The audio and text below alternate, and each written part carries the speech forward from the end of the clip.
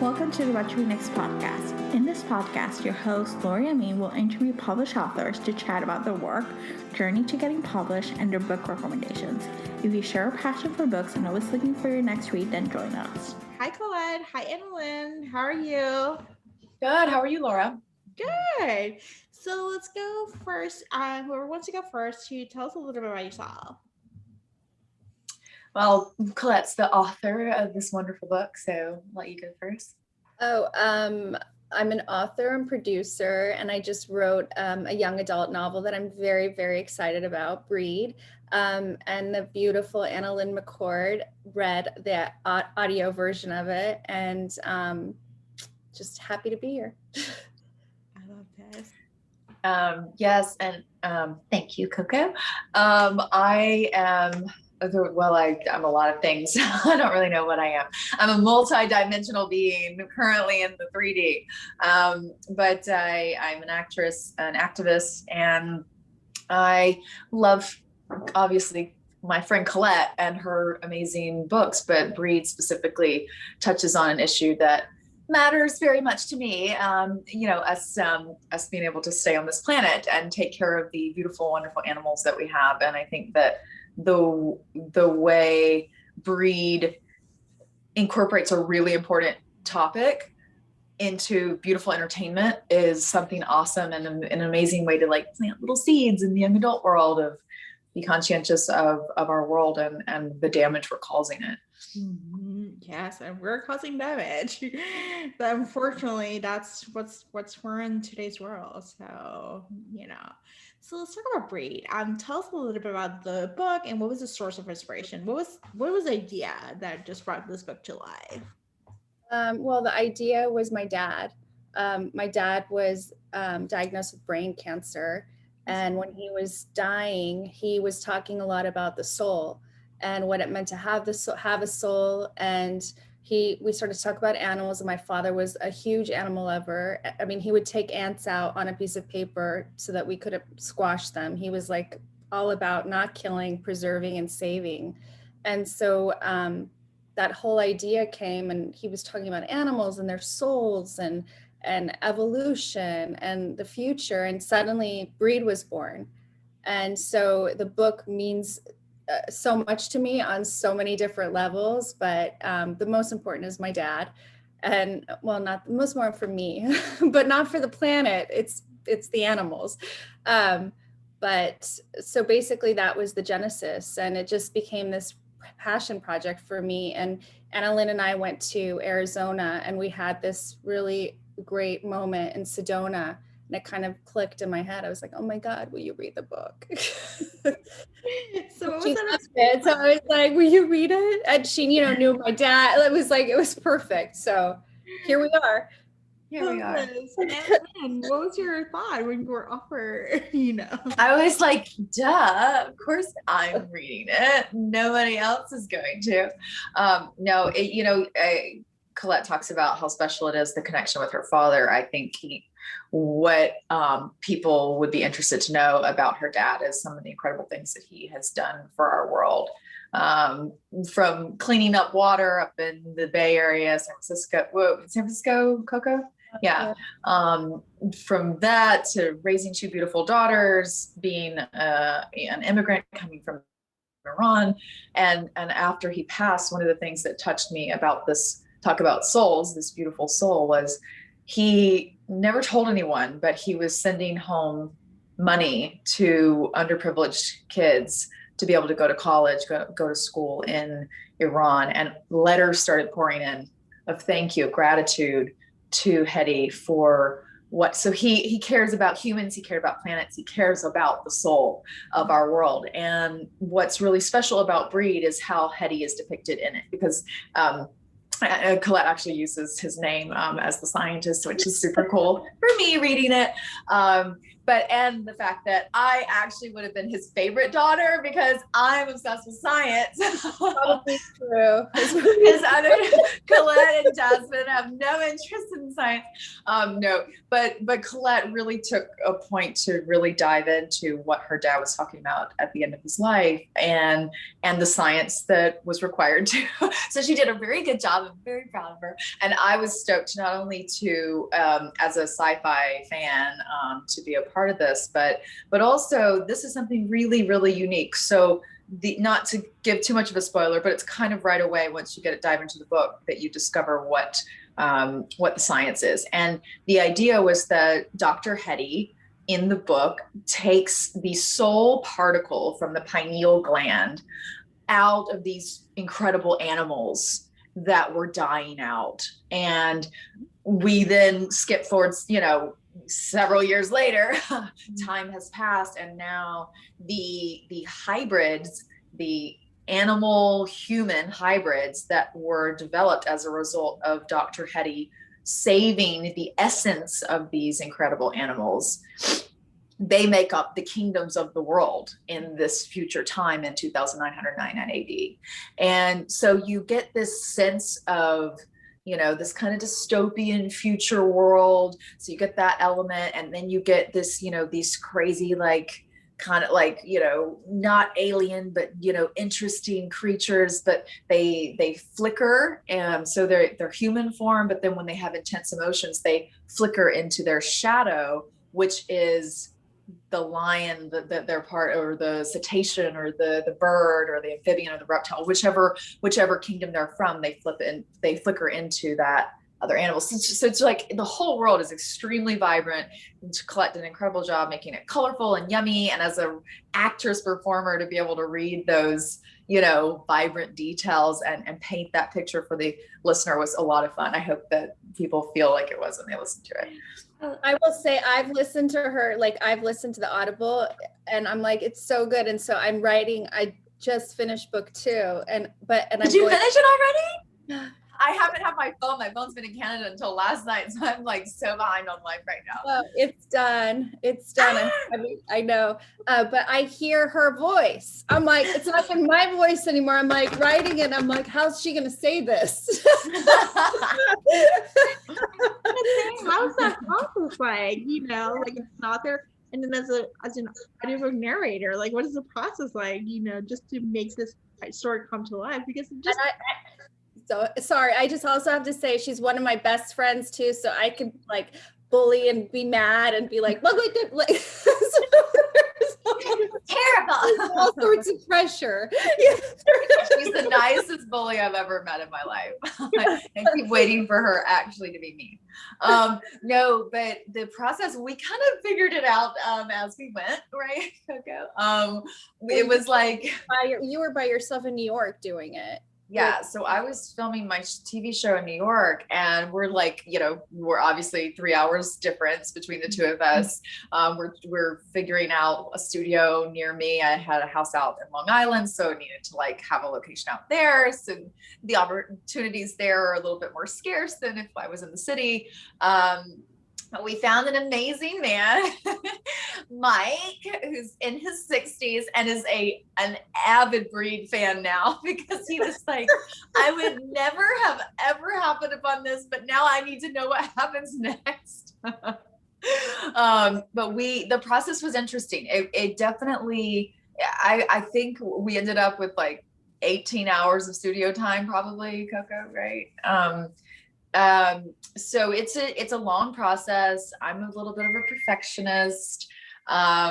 So for me, it was really important to, when I noticed that my energy's waning, because you're kind of on just nonstop as an actress. I obviously have breaks in between, and but when you're reading, you're just kind of going through it. And I'm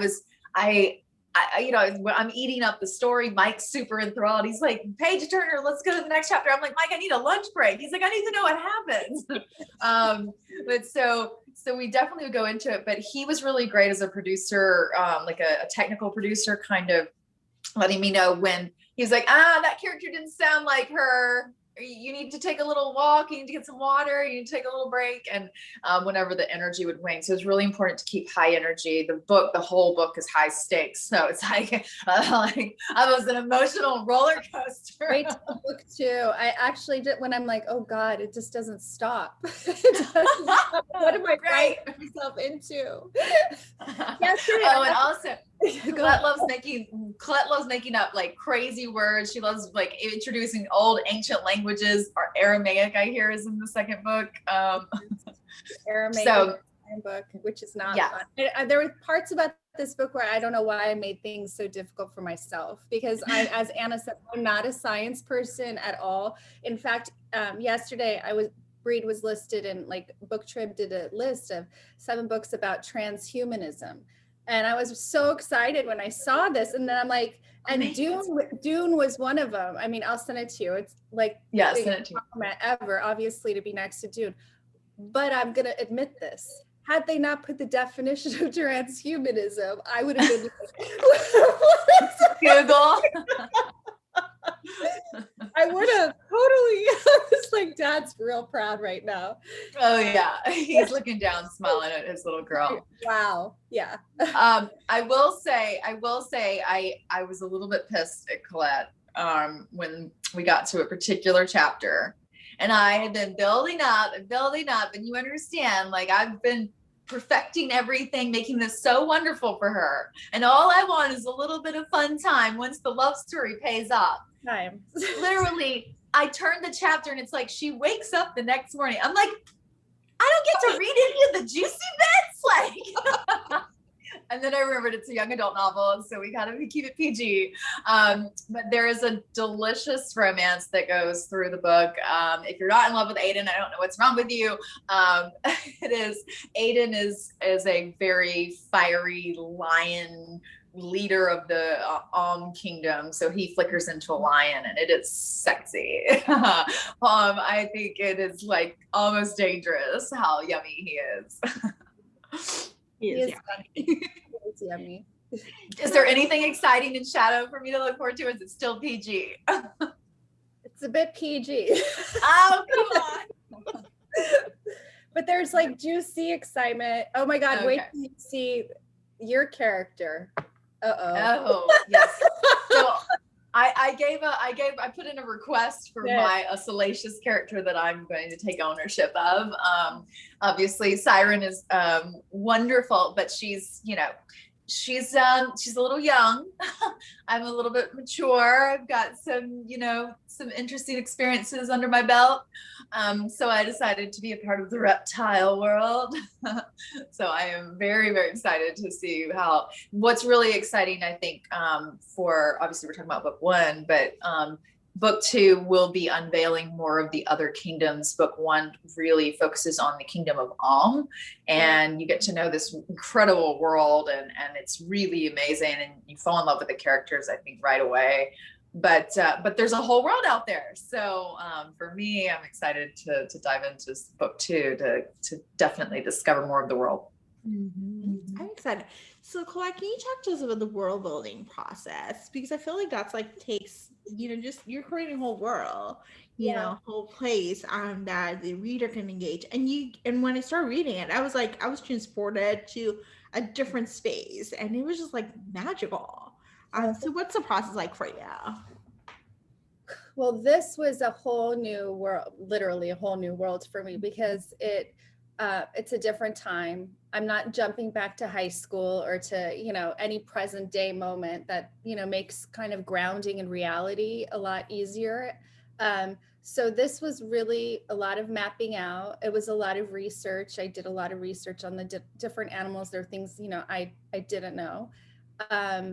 And just mapping out the difference between the kingdoms, the difference between the species, and what the skill sets they would have, and what, given the skill sets they naturally have, what would be their natural things to do as humans, what would they be as humans? And so that's kind of like how I went into it, where you have like they growl, the lion growls, and he's aggressive, and he's the king of the jungle. So how would the lion male human be? He would be an alpha, and he'd be aggressive, and he growls too, as you know.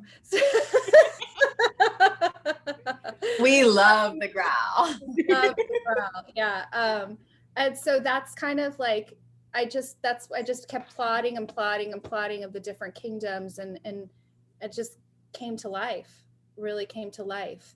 And so, the goal is, obviously we want to see this on film or television. Mhm. And for me, that was like the image. I'm like, what would you want to see if you were watching this? How would you see this? Like, and it is such a visual, like for a book, it's the visuals. I think you probably know, Laura, from reading it. It really, I mean, you fully can see the world, like the way, you know, you could see Harry Potter as a total different world. Like you fully grasped the colors and the you know, the feeling and the sense of it all. It's really cool.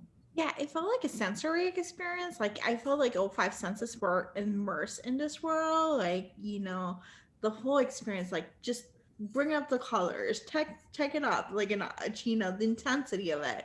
Like it was just like keep going and going and going. And I'm like, okay, I want to keep going. Like I just don't want to stop. You know, because sometimes books they might lull about it, you might just get bored. But this one was like not. This was just like no, you know? Action-packed, non-stop action. Yeah. I mean, wait till book 2 if you guys think this one. I'm like, oh my god, it doesn't stop. She's got to speak. Siren has to speak now. Well, I think you know, there's some amazing moments with like some female warriors, and the element of the feminine in the book is really incredible. But I think what's really cool about the heroine, about Siren, is it's not this shoved in your face kind of masculine female that we've been seeing so much of. And I say that because to have a female lead does not mean that she has to kick everybody's ass. Like it doesn't mean she can't, and it doesn't mean she doesn't. But one of the beautiful things about the feminine energy is that we're strong, and yet we're soft, we're fluid, and we're flowing. And I think that there's been, in a desire to rightfully give more women and more females leading roles in these, they're still kind of playing into the masculine, because they're putting women into a role that not all women fit. Not all women are going to come punch you in the face, you know, like, and are jacked up, and like, and there are those characters in the book, but I love Siren because unlike a lot of the stories that are out there right now and that are being promoted today to young girls and young boys, young genders, or, you know, nondescript, like she's everything. She's nothing. She's everything. She melds into life the way we do as humans. And she embodies this incredible feminine energy. When she gets angry, she's a pretty tough little chick, and she can do some pretty powerful things. But I really love that she, like, one of the things that her job is to carry on, is to breed, is to carry on her, right? Her line, she has to keep the very small group of cetaceans that still exist alive. And I think that there's been this kind of shaming about like mothers, like housewife mother, like somehow that's not the hardest job in the whole world. Like there's a reason that Colette and I don't have kids. Like, like it's a real thing, you know? Like we respect what it requires to guide a life. And I think that where this could get flack would be from these kind of people who went too far in one direction, trying to like force this masculine female versus a strong woman or a strong feminine energy by whomever or whatever is playing the role. And I think that we haven't seen enough of that. We've seen strong men, strong masculine men, and strong masculine females. But where is the strength of the feminine being shown in storytelling for young adults? And I think that Colette does an incredible dance with the feminine in this book too, which I think is something that I personally, if I did have kids, I would want them to be able to be validated in both their feminine and masculine attributes. Thank you so much. That's the best compliment. Really. It's so beautiful what you've done with it. It's like also that's one of the most beautiful things about Colette is she is this kind of feminine, fluid, gorgeous flowing hair, but she will cut you. Like she will send you beetles, like she will do some voodoo magic on your ass. Like, so just like don't get it twisted. That lovely, like soft flowing hair, she'll come for you. No. I think that's a wonderful way to guide young women, young people who are kind of figuring out who they are. Do they fit into a gender? Do they like what we shouldn't have to look at genders. We should look at energy. That's actually much more, and we all have masculine and we all have feminine within us. And I think that that's a really relevant topic today. And I think that Breed touches on it in a very subtle, just be a part of the story and you'll experience it. And to say what you said about energy, I mean, one of her Siren's gifts is to be able to see people's aura, and that was important. I do think that we young adults especially can start to pick up on people's energy, and you can start to see, are they, and figure out your own and stabilize your own by doing that. And so that was an important gift to give her, to be able to read people, because I think that's an important gift for people to have, and it's something we can access as well. Absolutely. Actually, I love that you said that, Coco, because that is one of the things we teach young adults, we teach children, we teach kids to stop listening to their intuition, to fit into these societal norms. But what's so incredible about hybrid humans in Breed is that they are returning to instinct. They're returning to their instinctual, intuitive side. And we are animal. Like, that part shouldn't be lost on us. Humans are part of the animal group. And we are constantly trained to second guess our intuition, to second guess our gut feeling about things, to be polite. Maybe some people don't deserve you to be polite to them because maybe they're creepy, and you shouldn't teach a child to go hug a stranger, because it's polite or whatever.